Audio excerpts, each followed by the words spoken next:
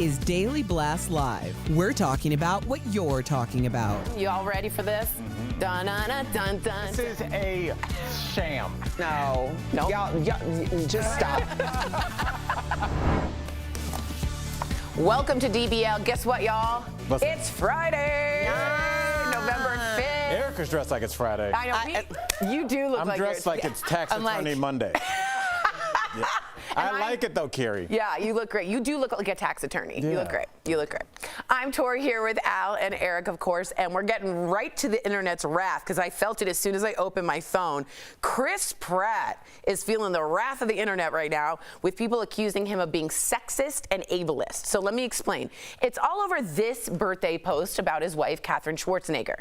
He says, quote, "She's given me an amazing life. A gorgeous, healthy daughter." He goes on to say she's his, quote, "greatest treasure," right next to my Ken Griffey Jr. Upper Deck rookie card. Now, a lot of folks online say this was pretty insensitive to his ex-wife Anna Faris and their 9-year-old son, Jack, who was born 2 months premature and suffered health problems.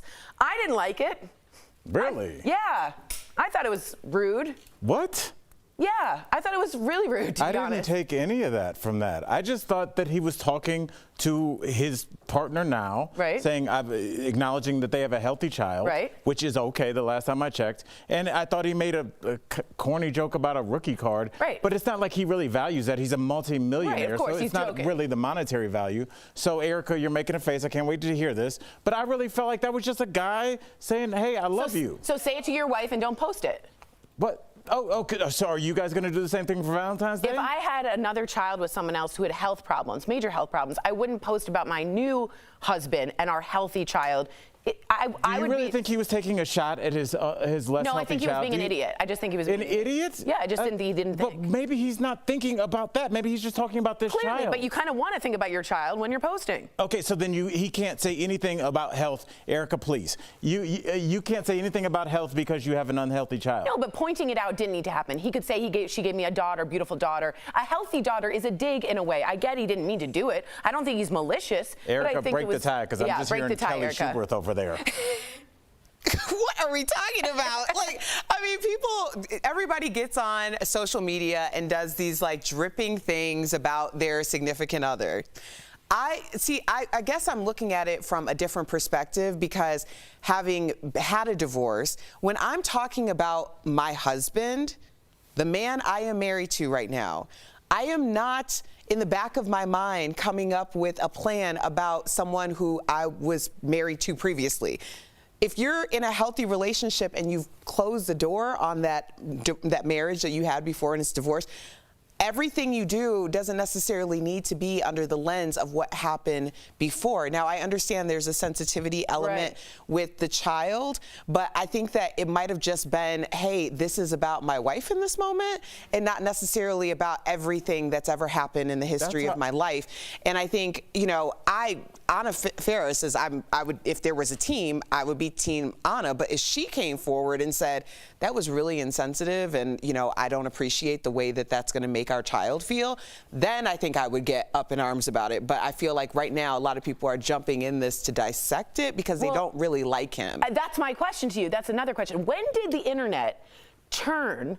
They've turned on Chris Pratt. He used to be a happy Chris, a Chris we all loved. Chris Evans, Chris Pine, Chris, this guy. No more. People don't like this Chris. Pratt is out. Pratt is out, and I don't know when, but it was around Dinosaurville when there was around that time the internet turned. Yeah. See, I think that this is in a neighborhood of the internet that I'm not familiar with. Okay. So I don't necessarily go to that neighborhood in the internet. So I guess I'm like really confused about what we're talking about. But I understand people are upset. They are, and now they're also upset because he's not Italian voicing Mario and Garfield. See, that's the thing. Erica's talking about a neighborhood, and I feel like we don't know about that neighborhood because only a few people do. And that neighborhood is the neighborhood of beloved superstar that is so beloved that then they decide they need to take you down. Chrissy Teigen just made a U-turn out of that neighborhood and just came back. She was beloved. It's like weird that your fans feel like they need to spank you a little bit for whatever reason. But, you know, getting back to the post, I wonder, because I have a special needs son, my daughter just got straight A's her first year of high school. Can I not post about her? Of course. course. It's a great question, Al. And honestly, what's really happening for people who are so invested in the lives of people that they follow, people just aren't posting anymore. Because it's really just like, why? Terrifying? If you have, they're not I love sharing my wife. things. You're dead to me. Like, I posted that Save the kids. What about delayed. the teenagers? Like last week I posted I was delayed the flight, and I'm like, hey, what's a restaurant that always gets it right even in the airport? And the first comment was, must be nice to be able to fly. I mean, I would just be grateful to even be in the airport. Lady, first of all, you don't even know the nature of the trip that I'm taking, so I don't know if you would necessarily want to be in my position. But also, can you just say, I don't know, I really love this restaurant? Or say Chili's. Yeah, exactly. Right. Just give me an answer or say nothing at all. It's like, what is going on here? Yeah. By the way, shout out to Chili's. Great food. Frosty glasses. Love it. Okay. Supermodel. Paulina I thought you were Porizkova. talking about me. No. Said supermodel. You're not one. Oh. Paulina Porizkova is bearing it all in a new video. Al, I love you. She's also opening up about her split from her late husband, rocker Rick Ocasek. Paulina says that as she aged, Rick seemed to not find her attractive anymore. Take a look. We had been together for my entire life since I was 19, and suddenly he seemed not to find me attractive anymore. I started feeling like I was a coffee table, something you put on and bump into in the middle of the night but pay no more attention to than that. It made me feel worthless as a woman. I thought I was going to stay with this man for the rest of my life. Dang, she went there. Paulina said she finally gave Rick an ultimatum, demanding that he hear her, which she says led to their split. Girl, just thank God and move on. First of all, can we do a stop? So this is the issue. Where are their pictures? That was what I was thinking. Where are their pictures? Stunning. While they're pulling it, yes. Okay. I thought that was a fan that they let take a picture with her.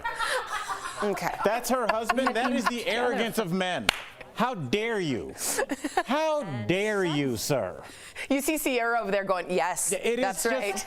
I really thought that was a fan or like her manager. That was her husband and he can't be bothered? What is it her responsibility, though, to leave if she's not being heard? Whose onus is it? Of course, yes, you do have to. You have to be in charge of your own happiness. Right. But at the same time, I think it's a valuable lesson, especially in such an aesthetic society with social media. People always want things to look a certain way. And when it looks a certain way, then you don't really get to navigate the feelings of that. So when the true feelings come out and this whole like, oh, I was with this supermodel, she looked like this. Yeah. Of course things are going to change because she's going to change. So if that is the basis based on what it looks like of why you're creating this life for yourself, that is always going to fail every time. Shallow, huh? But how dare he? I know. How are we not?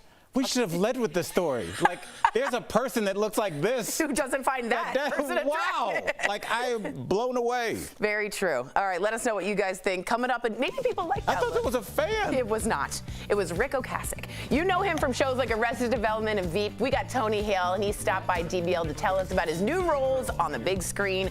And we got more details on that Aaron Rodgers COVID case, why he is, quote, furious at his vaccine status getting leaked. We're going to chat about it coming up next. Closed captioning provided by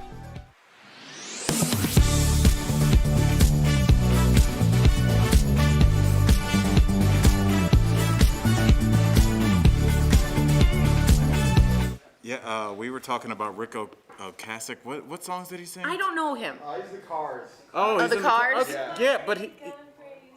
Can you sing it louder for Sierra? I don't know the rest of the song. All right. And that was his big hit. I'll accept the Rolling Stones and nothing else. How dare you? Like, he had a one.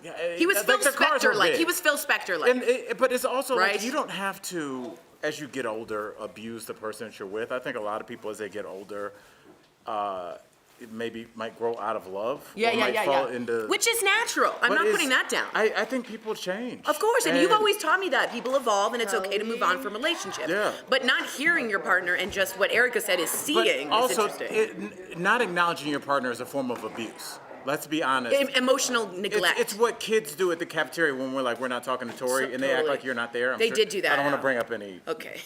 I'm going to start memories that you shaking and crying naked in the shower. But yeah, it's a real thing, and it's like the fact that he did that, I feel like was psychological abuse. And I've learned more about emotional neglect recently in my friends' marriages and relationships and partnerships. I hadn't heard the term before, emotional neglect, really, and now I realize it is a form of abuse, and it is mentally destabilizing. Yeah, I mean, at least if you're arguing, that's some engagement. Right, at but if least you're just acknowledging ignored, that you're a human being that's alive. Isn't it awful? To just treat you She like said you like said, a like an coffee table. inanimate object. Oh, that was awful. The Aaron Rodgers story's coming up again. I was just reading how Bob Costa spoke. I out saw and said him that yesterday. Aaron Rodgers was very disingenuous, and that this is going to hurt his reputation moving forward. Mm-hmm. And then you see like Chris Rock really speaking out and ripping on Kyrie Irving. So I think you're seeing a lot of backlash.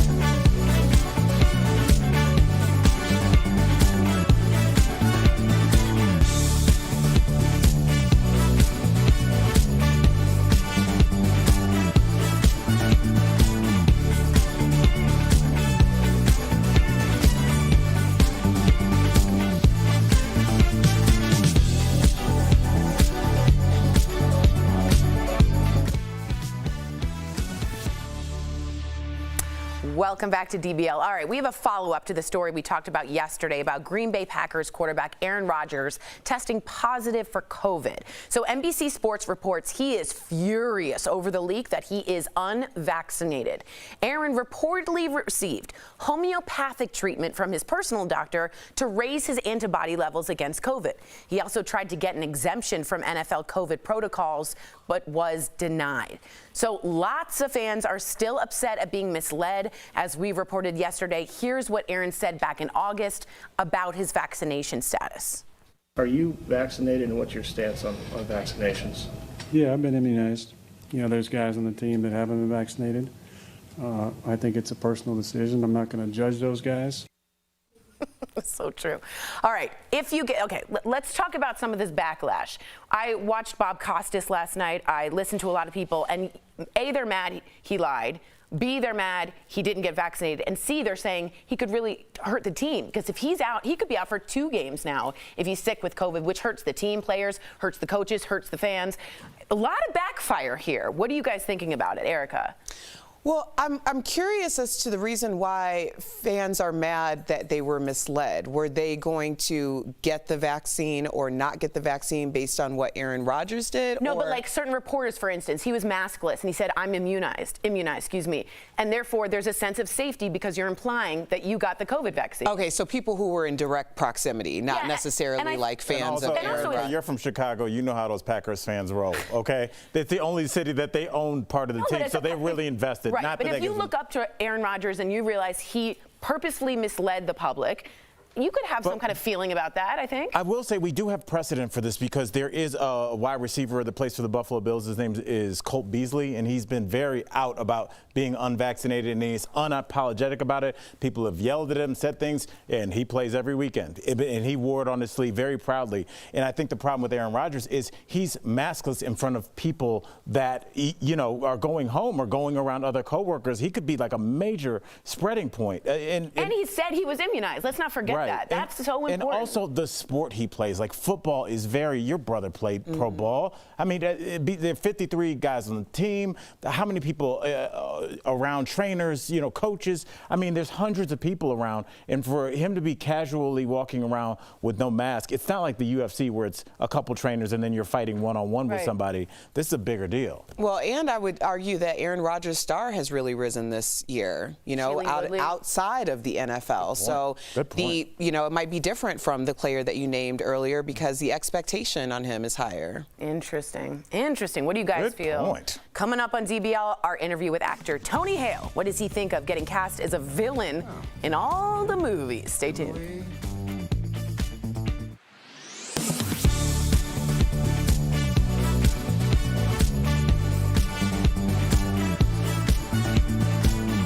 There are so many non-scientific ways to predict what kind of winter we are going to have.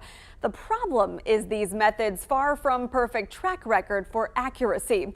Viewers Dennis and Jane Durham saw this post circulating Facebook and asked me to verify if it's true. It claims the coloration of the woolly bear caterpillars, also called woolly worms, predict the upcoming winter. If the woolly bear is mostly black, it means a harsher winter. If mostly brown, it means a milder one. If brown at the head with more black near the tail, it means a winter that starts mild and ends harshly.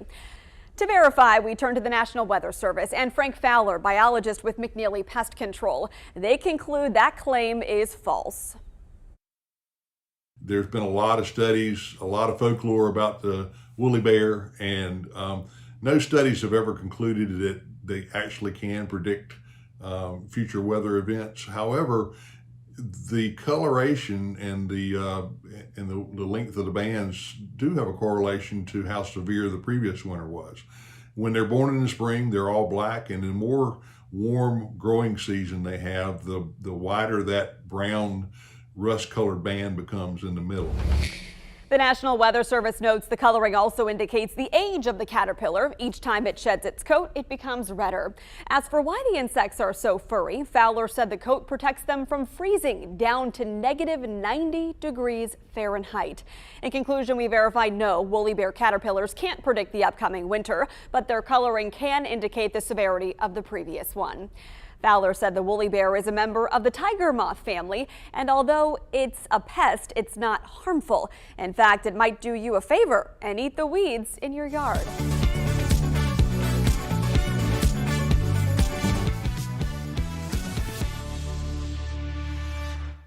There's a 10-foot dog in Upper Manhattan. That can't be real. We are offering a $25,000 reward for the capture of the big red dog. People don't like things that are different. Oh, next week, America's favorite big red dog is coming to the big screen. And yesterday, we spoke with the movie's villain, Tony Hale. Full disclosure, right before our interview, Tony had been listening in on our heated conversation about cancel culture in Hollywood and had something to say. That's today's Chatting with the Stars. Please welcome to the show, Tony Hale.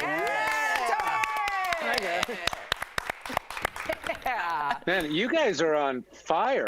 I was listening to you before. It was very exciting listening to you guys. Oh, clip that, clip it. Yeah. We'll be using that for our show's reel. Thank you so much, Tony Hale. Great actor. So you are a very busy man. Before we get into Clifford, let's talk about another film you are starring in, Hocus Pocus 2. And earlier this week, Sarah Jessica Parker released a teaser for the film. Let's take a look.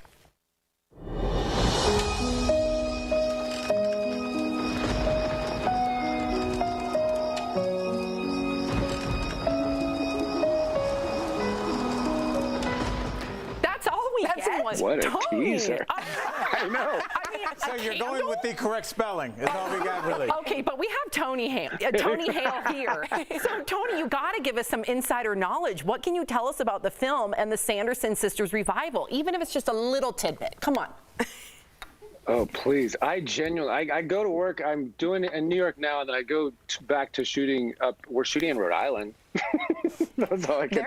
But it's I don't really know. They won't let me say anything, but it's classic. And actually, it was cool to work with Kathy Najimy because she was on Veep. If you watch the show, she was Mike McClintock's wife, and so it'd be fun really seeing her again. And my first job in New York in the late 90s was Sex and the City. I had a bit part. I was Tiger. Oh, wow. So that's so cool. Okay, sorry. Hey, brother. It's Tori here. I love you. I'm arrested. All right. So, I love that. Thank you. Next month, Being the Ricardos hits theaters, and you also are in that. You worked alongside Nicole Kidman as she played Lucille Ball. But I always said out loud on the show, Nicole wasn't known for her comedic timing. So, how did she do for you? I mean, I gotta say, the whole thing was very strong. I grew up on I Love Lucy. Right. You guys are all much younger than I am. This is a drama about the making of I Love Lucy because there's a lot of chaos in Lucille Ball's life, like with Desi and the politics and being a woman at the time, a very strong leader and trying to get her respect leading the show. And so there was a lot happening behind the scenes. So that's what Aaron Sorkin wanted to focus on. And I'm telling you guys, when I was doing it, watching her do Lucille and Javier Bardem do Desi, I'm just like, which one of these is not like the other? I am not supposed to be here. I don't know why they invited me to the party. Like, it was pretty crazy. And Sorkin, can you imagine? What a... I can't wait. Oh, God. I know, and like, you told our producer that you haven't seen the movie yet. And full disclosure, you were talking to our producer at my house yesterday because we were doing a shoot there. And when she got off the phone, she was just so ecstatic. She was like, Tony's the greatest guy ever. And I was like, that's how I want people to be when they get off the phone with me. Yeah. So it's just, you're a great guy. We're happy to have you. People don't say that about nice. you, Al. I just ask people to keep their expectations low. Tony, did you hear my co-host dressed up like a zebra today in honor of your movie? A zebra? Yeah, you look like yes, it's a zebra. Okay, I'm sure Tony Hale loves my dress. Thank you very much. Does she not look like a zebra, Tony? A stunning gazelle. All right, let's get back to business. Yes. Tony, you play the bad guy in Clifford, and you also play a bad guy in Alvin and the Chipmunks. I know you as Buster. I know you as Gary. I laugh at you. My kids are going to be scared of you, Gary. Why do you take these evil roles? Or Gary. Yes! Mission accomplished. I tell you, I guess maybe it is because of Buster and Gary. I mean, I was just playing those defeated, emasculated characters. I think I needed something else just to like get some kind of power, even though it's evil power. But it was really, Clifford it's such a fun movie, and I play a guy who's trying to get Clifford's power just to like for profit. So I'm not a nice guy. But it was really a bad guy. How can you try and profit off Clifford, Tony? Why wouldn't you? It's a huge red dog. know. Why don't you make some money? I know. Hey, Tony. Do you know what though? Yes. You were when you guys were talking earlier about just everything in society. There's something in this movie that, because I grew up on Clifford, and there's this scene in the movie where Emily Elizabeth is holding a baby Clifford, and it's her love that makes Clifford grow, and that's kind of a part of how he got to be where he is. And it's like today, you know, you guys were talking about cancel culture and like online, people ripping people apart in judgment. That's not going to bring growth. You know, that's not going to bring change. It's love and support and empathy and giving people the road to redemption. That's what's going to bring growth. Well said. I thought I couldn't love you anymore. I know, Tony, you're always welcome at this table. Well, You've got quite the opinion. No, I love Come it. join us. Yes, Yeah. Sam will dress up like your favorite animal. I'll join up as Clifford. I'll do whatever he wants. Clifford is in theaters. Stop it right now. Clifford is in theaters next week on November 10th. Tony, thank you so much for joining us today. You are a real treat. Oh, you guys are great. Thank you. Thank you for having me. Promotional consideration is brought to you by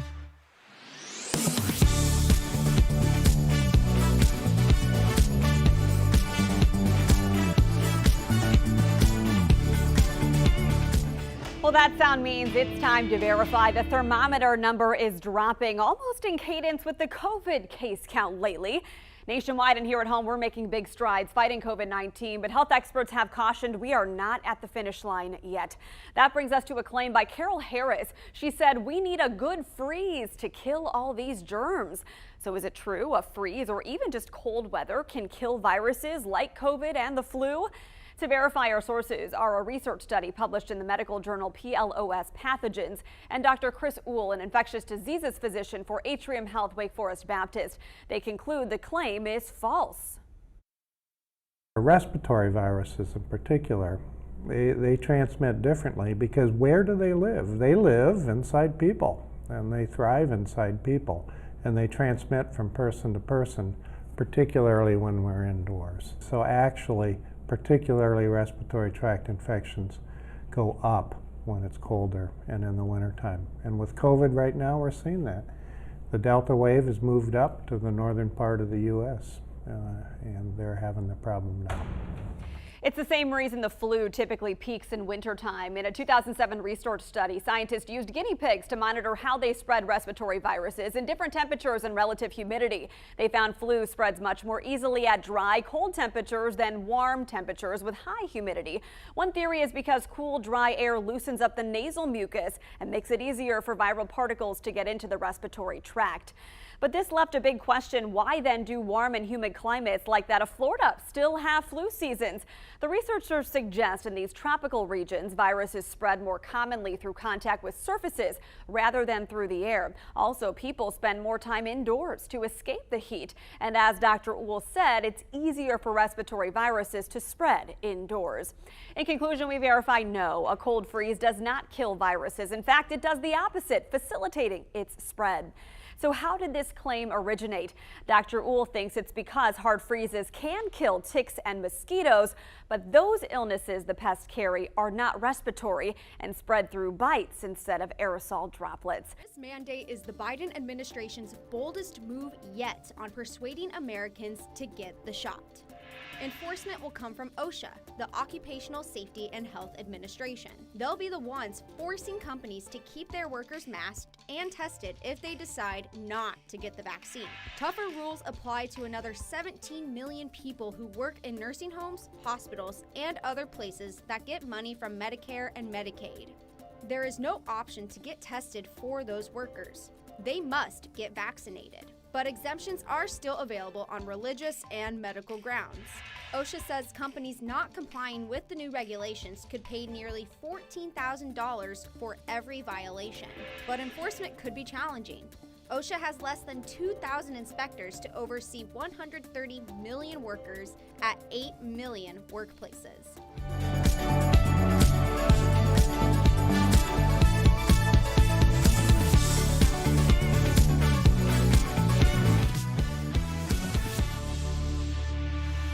Welcome back to DBL. Winter is coming. Sounds like Game of Thrones, doesn't it? There's a chill in the air, and that's this time of year to prepare your car for the cold. We're going to chat about it to keep you and your loved ones safe in today's Auto Alert, sponsored by Ox Car Care. First, make sure your headlights are crystal clear. Even a slightly dirty headlight can impact its brightness, reducing your visibility at night. Next up, regularly top off your windshield wiper fluid. You don't want to run out while driving through a winter storm. And finally, those wiper blades, buy replacements if needed. These are all simple and easy steps you can take to ensure your safety this holiday season. And remember to get your car serviced regularly. A tuned vehicle is always the safest way to travel. Ox Car Care is dedicated to providing you with an amazing auto protection plan experience that works with your budget. If you're looking for better car care, give them a call at 1-800-206-9194. It's not glamorous, but I just did both those things to my car and to my girl's car and did the windshield wiper fluid. I didn't realize so how important that is. The windshield wiper fluid is everything. Yeah. If you're out, you're stuck. It's always the little She thing. just started driving, y'all. Like yesterday. Like this year. Yay! DBL's new every day. We'll see you Monday, same time, same place. Have a safe weekend. Thanks for joining us. Bye, guys.